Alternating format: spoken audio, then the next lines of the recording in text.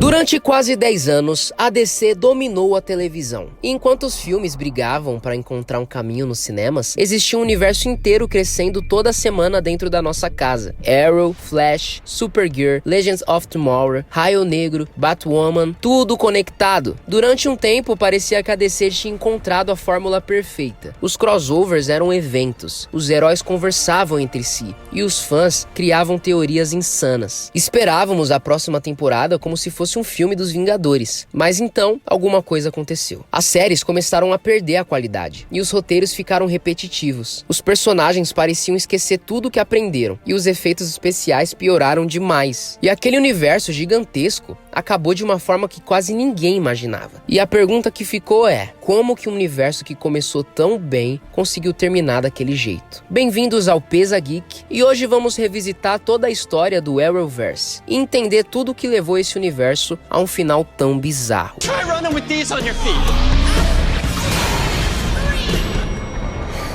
Bom, curiosamente, o Arrowverse nem começou com Arrow. Na verdade, a ideia de um universo compartilhado da DC na televisão nasceu anos antes, com Smallville.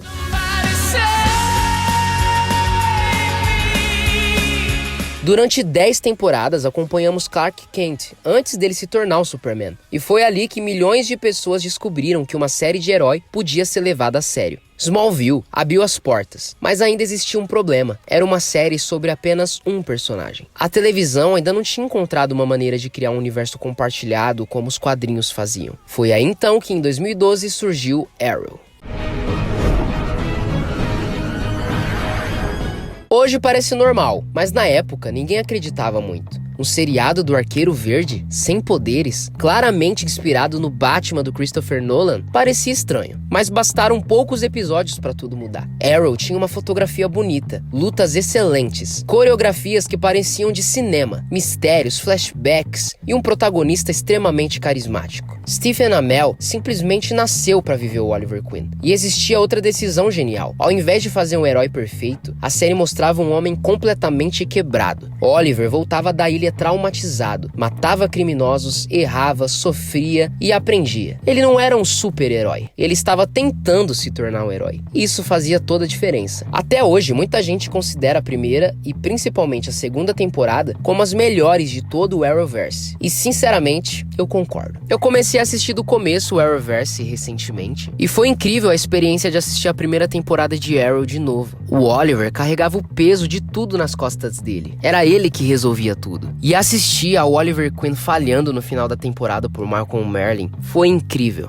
A segunda temporada é simplesmente absurda. O Slade Wilson funciona até hoje como um dos melhores vilões que a CW já produziu. A rivalidade entre ele e o Oliver parecia inevitável, e a cada episódio essa tensão aumentava. E naquele momento parecia que a CW tinha encontrado o ouro. Era impossível parar de assistir, só que eles queriam mais, muito mais. Foi aí então que apareceu um personagem chamado Barry Allen. No começo era apenas uma participação especial, mas bastou aparecer uma vez para conquistar o público. Pouco tempo depois nascia The Flash.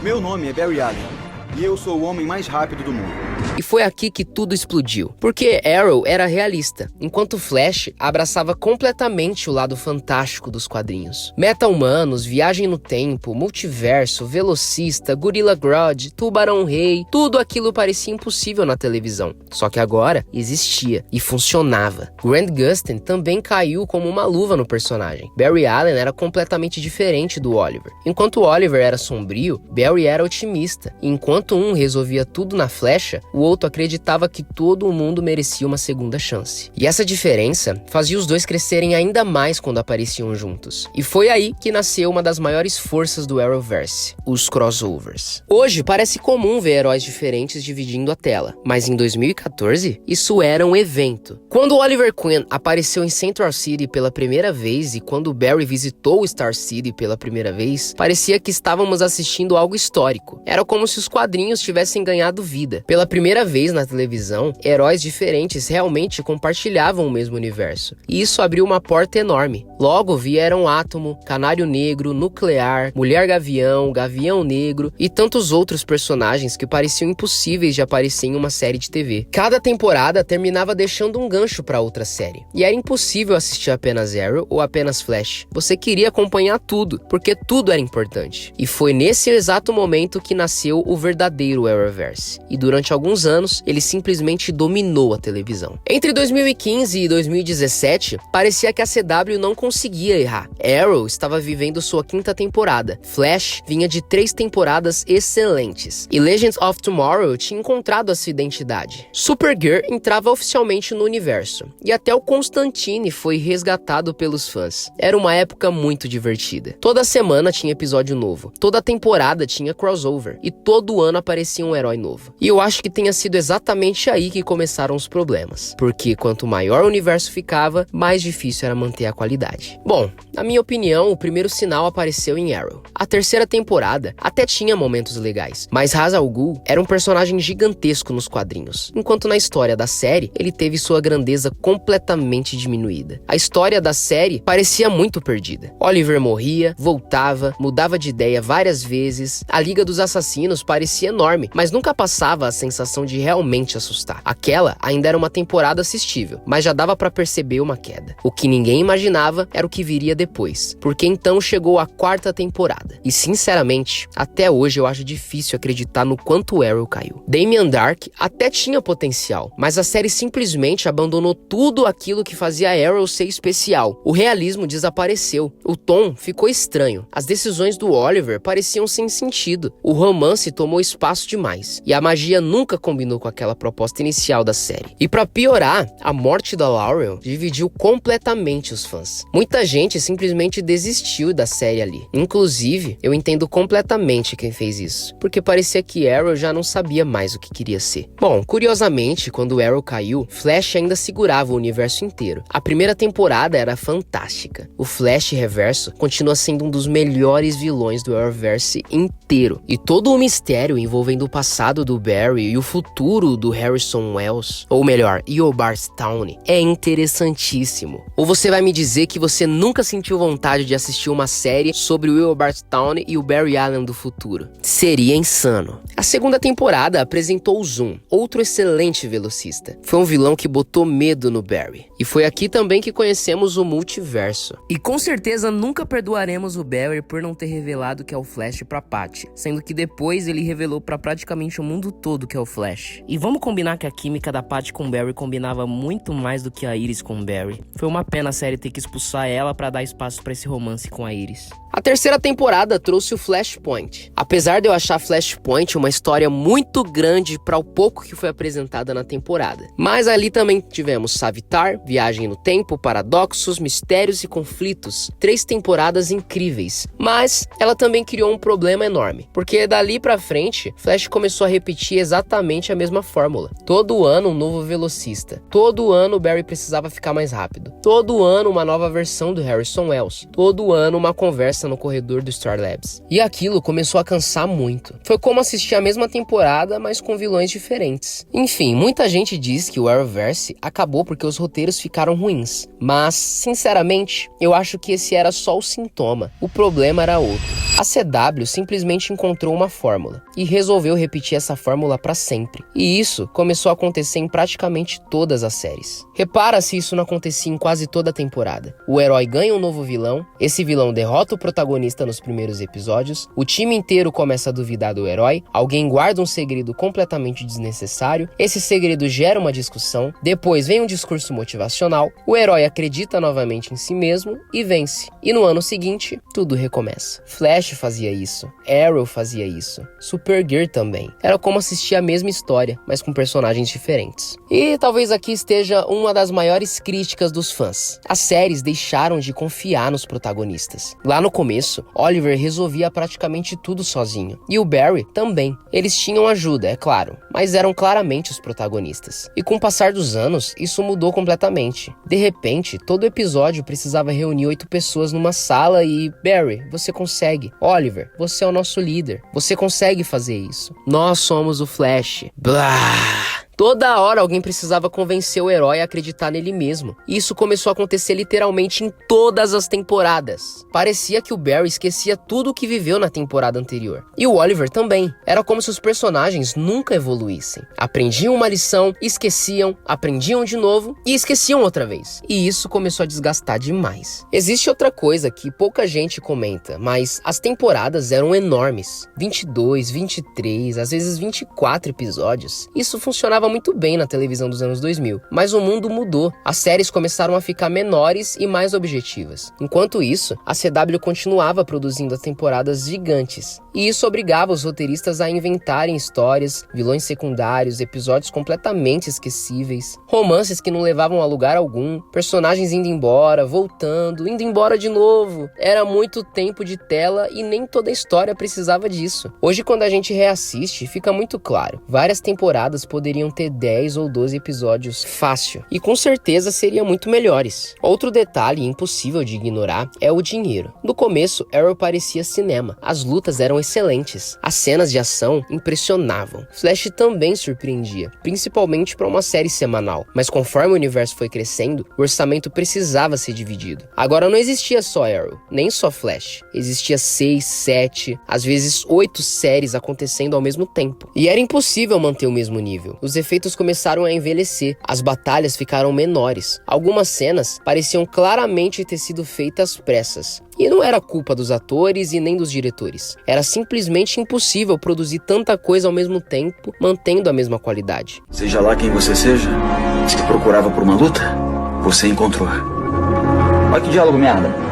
Na tentativa de expandir o universo, a CW começou a apostar em praticamente qualquer personagem. Algumas apostas deram muito certo. Legends of Tomorrow, por exemplo, começou perdida, mas quando abraçou a própria loucura, virou uma série extremamente divertida. Ela parou de tentar ser séria e isso funcionou, mas outras nem tanto. Supergirl começou muito bem, eu mesmo lembro de gostar bastante das 2 primeiras temporadas, mas depois, aos poucos, a qualidade foi caindo e as histórias perderam forças. Os conflitos ficaram repetitivos e chegou um momento em que simplesmente ficou difícil de continuar assistindo. Raio Negro também tinha uma proposta interessante. Era diferente e mais pé no chão, mas nunca conseguiu se conectar de verdade ao restante do universo. Batwoman, então, nem se fala. Ela chegou justamente quando o Arrowverse já estava cansado e acabou se tornando um símbolo dessa fase final. Parecia que a CW estava muito mais preocupado em aumentar o número de séries do que em manter a qualidade delas. E isso cobrou um preço enorme. Mesmo com todos esses problemas, a CW ainda tinha uma última cartada, uma história que os fãs dos quadrinhos esperavam haviam décadas: a Crise nas Infinitas Terras.